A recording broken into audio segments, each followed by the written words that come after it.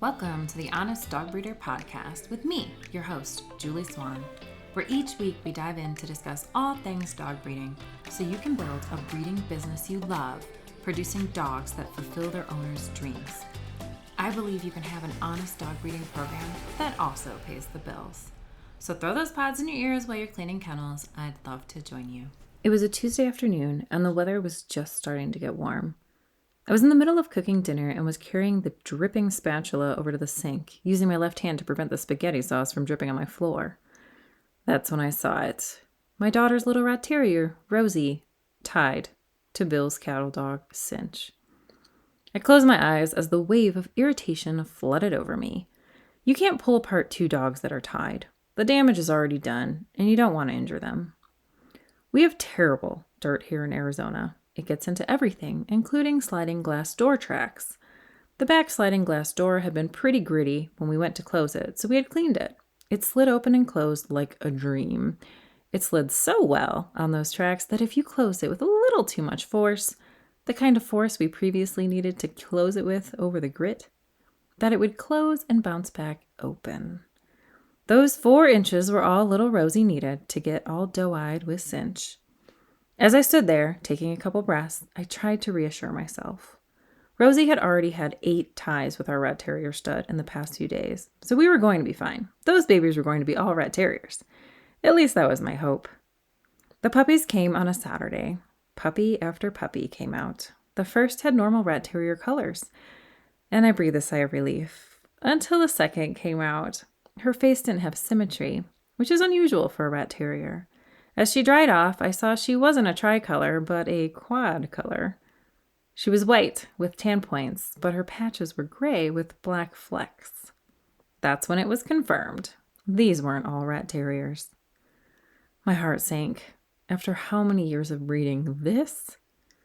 Rosie normally had about 4 to 5 puppies, but of course, for an oops litter, she had 6.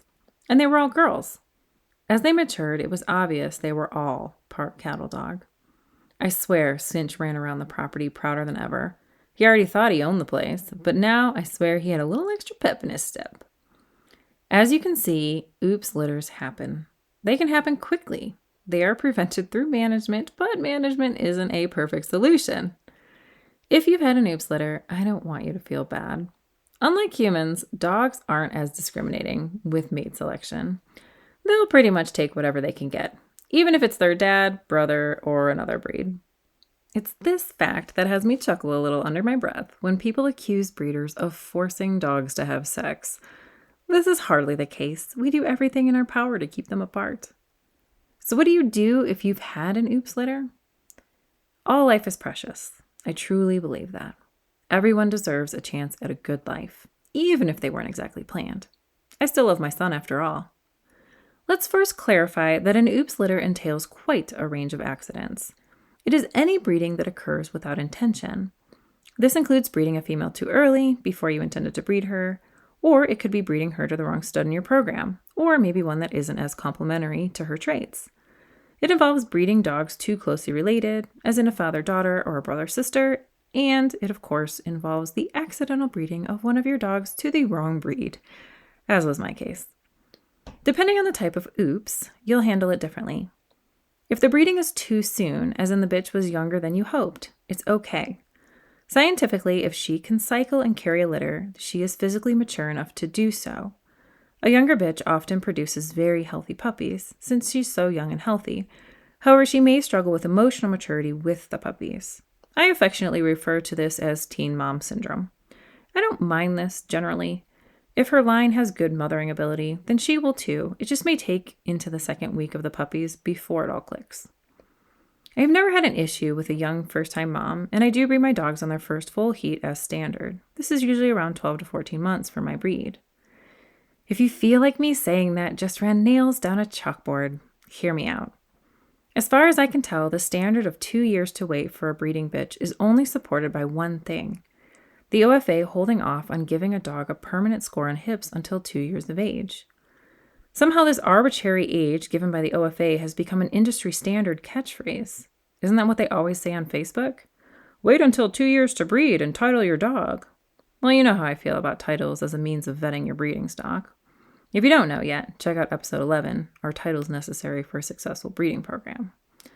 To be clear, I have no problem with titles. I just don't think they give a very complete picture on something so dynamic as a dog in a breeding program. I have yet to find any scientific data that holds water as a reason to why hips receive a permanent score at 2 years of age. In contrast, Penn Hip states right in their website that their hip testing is accurate at 16 weeks of age. Well, if they can certify at 16 weeks of age, why are we wasting our time waiting until 2 years of age to certify? OFA's own research suggests that the standard deviation from 5 months of age to 2 years of age is around 5%, meaning that it just doesn't really change from the age of 5 months to 2 years. Wouldn't it be nice to know at 5 months if your potential breeder isn't going to cut it for your program? Wouldn't it be nice to know you could rehome them at that young age and continue to find a replacement instead of waiting 2 years and finding out so late after the dog is already an established member of your home? Additionally, why would we hold the same age standard for a Chihuahua who is nearly fully mature within a year as a Great Pyrenees who is still filling out and finally looking like an adult at 2 years of age? Regardless, anecdotally, I can tell you that the dogs that took at a younger age had better fertility and bounced back better, not just that first time, but throughout their life. It was like their bodies just knew what they were doing, and it made it look easy.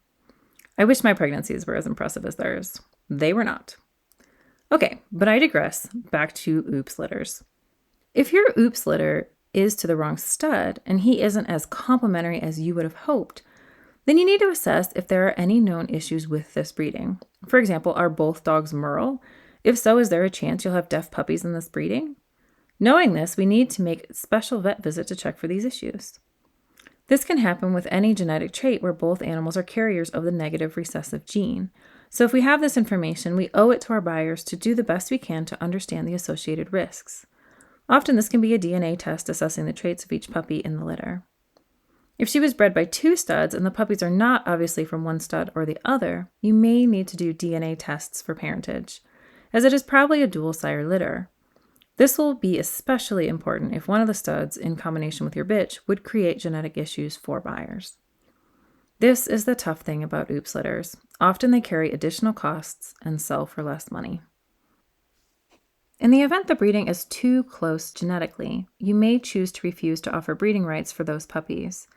I think offering papers for purebred dogs is still a good rule of thumb, as it makes the buyers feel they are getting quality and value, but refusing to allow breeding rights ends any complications that may arise from the limited gene pool of the puppies. If the puppies have any known issues, as in they got a double allele of a bad recessive gene, be honest, reduce the price of them, and advertise them accordingly. Often these puppies require a special buyer, so be open to holding on to the pup until the right family comes along, and never give him away for free. People don't respect free things the same way they respect things they've paid for. However, don't expect people to pay you to have problems. There is a sweet spot in there, and you'll need to be careful to find it. What about the embarrassment?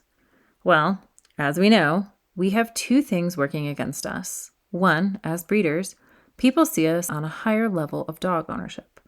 So having an oops litter can appear like we have no idea what we are doing, hurting our image in their eyes. Pair that with the idea that some people think we have to force dogs to tie, and now it seems like we are trying to play Dr. Frankenstein. The combination sucks. It's embarrassing. But by the time we know it, we can't change that it happened. You have to be careful with this embarrassment, though. I've seen it get to breeders, and what happens is they try to be super open about how it wasn't planned, and that it wasn't what they wanted, and they're super irritated about it. The reason we do this is because we are beating ourselves up as a defense mechanism. We are hoping that by doing this, we are beating other people to the punch, hoping they won't beat up on us if they think we already feel bad and embarrassed about it. Defense mechanisms exist because they work. If a kid knocks his drinking glass over and spills red punch on the white carpet, you won't be as angry if he immediately apologizes and helps clean it up. But if he spills it, looks up at you, smiles, and says, "Are you going to clean that up?" well, your face is going to turn the color of the new stain on the carpet. In the first story, the kid beat himself up before you could, reducing the likelihood you would be angry with him, unlike the second story, which probably would have just enraged you further. Notice how the actual incident of red punch-stained carpet is exactly the same. The same cleanup, same accident. The difference is how the offending party acted after the fact. This is why so many breeders throw themselves to the wolves when they have an oops litter. I've done it too. Yet there's a significant issue with this tactic. While it spares you some potential reputation damage, it greatly reduces the value of the puppies in everyone else's eyes. These puppies didn't do anything wrong.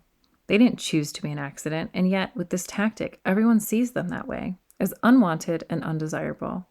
They come across as burdens to the dog world. When you make a mistake, you need to own it. But this doesn't mean throwing yourself to the wolves and beating yourself up. Sometimes it means you need to take it head on, straight-faced, and make the best of it. Treat these puppies like any other litter you raise. It shouldn't matter if your puppies are worth $500 or $5,000. They should get the same love, care, and attention. When you place value in your puppies, buyers will place value in them. That is the goal, finding owners who will value them. But it has to start with you, the breeder. Another problem that comes with an oops litter is the advertising. If the breed is a mix, then you have to consider the conflicted drives of the dogs. Chances are your normal ideal puppy buyer won't be a good fit for them.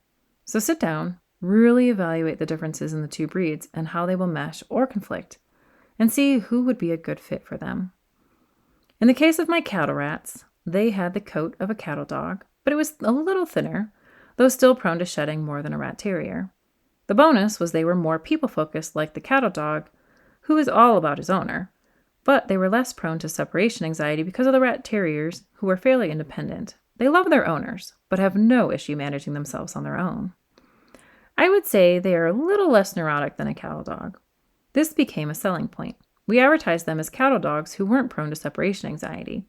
They looked a lot like cattle dogs with their ticking, but they were smaller, and so we were able to advertise them as more mini cattle dogs instead of cattle rats, which does sound terrible. I'll have to agree with you. A cattle rat sounds like a disgusting rodent living among the cows and ruining their feed.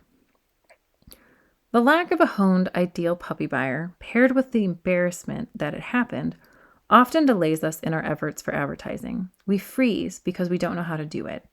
It's scary worrying that we won't find the right homes, that people won't appreciate them and love them for who they are.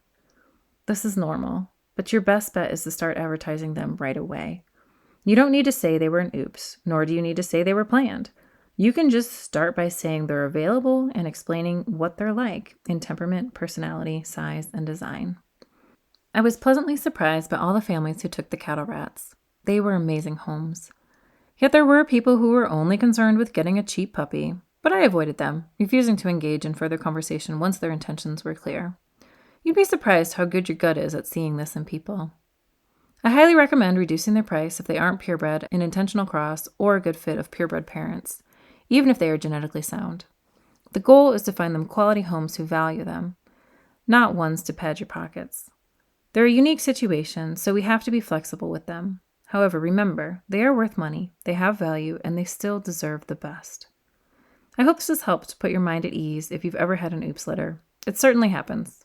How you handle an oops litter is more telling about you as a breeder than the fact that it actually happened. If you're looking to breed, have started to breed but want some more information, or want to try 3 months of the Dog Breeder Society at a discounted rate, all of these are wonderful reasons to enroll in Dog Breeding 101, a course that gives you everything you need to successfully breed, whelp, and raise your first few litters and place them in quality homes. Check out all the details and enroll for only $99 to get lifetime access to Dog Breeding 101 with a 90-day free trial of the Dog Breeder Society, an educational community of like-minded, honest breeders.